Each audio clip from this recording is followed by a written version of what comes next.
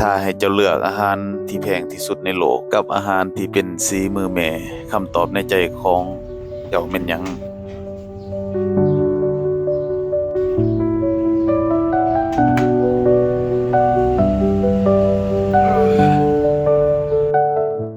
เคยถามตัวเองบ่อาหารมื้อที่แซ่บที่สุดในชีวิตมันแม่นอาหารที่แพงที่สุดหรือแม่นอาหารที่เต็มไปด้วยความทรงจำ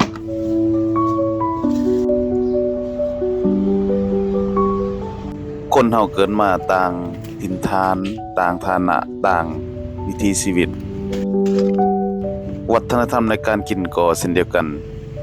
สุดท้ายแล้วคำตอบของคำว่าแซ่บสำหรับข้อยแล้วมันบ่มีมาตรฐานที่วัดแทกได้ด้วยจากราคาแต่มันวัดแทกขึ้นกับความพอใจและเรื่องราวที่ซ่อนอยู่ในอาหารจานนั้นสำหรับคนแล้วกันที่ได้ลงมือเฮ็ดอาหารโดยตนเองมันคือกลิ่นอายของความสุขที่แท้จริงของเฮาเพราะว่าอาหารจานนั้นมันจะพิเศษเฉพาะเฮาและเฮาจะรู้รสชาติที่เฮามักและโดยเฉพาะเป็นอาหารบ้านนาอาหารลาวๆที่เฮากินนี่มันจะมีกลิ่นอายของสมุนไพรในเวลาเฮากินและมันยังดีต่อสุขภาพเฮาอีกด้วยบ่ว่าจะเป็นสมปลาที่กำลังเห็นนี่และก็ส่วนใหญ่ก็จะมักแบบอาหารพื้นบ้านของลาวเฮาป่นกบแกงหน่อไม้โดยเฉพาะนี่หมกปลาแดกใส่มะเขืออ่อนหรือว่าเผ็ดดิบเวลาหมกแห้งๆแกะออกจากต้อง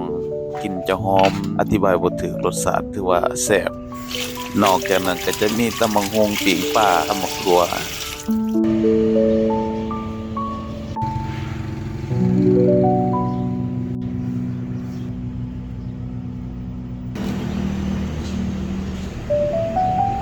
อาหารบ่เพียงแต่เฮ็ดให้เฮาอิ่มท้องแต่มันยังสามารถเติมเต็มความรู้สึกมันได้เชื่อมโยงอดีตปัจจุบันและมันได้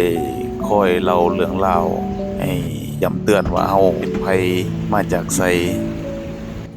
สำหรับข้อยแล้วความรู้สึกที่แท้จริงก็คือการกลับไปกินอาหารแบบเก่าๆที่เฮาเคยกินผ่านมา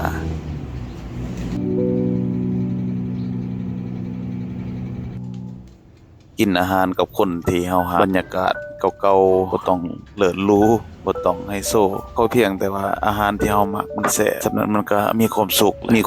กับการได้กินอาหารและก็มีความสุขกับการได้กินอาหารกับคนพิเศษ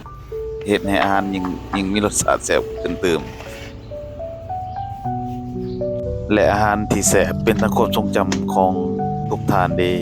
แม่นอาหารหยัง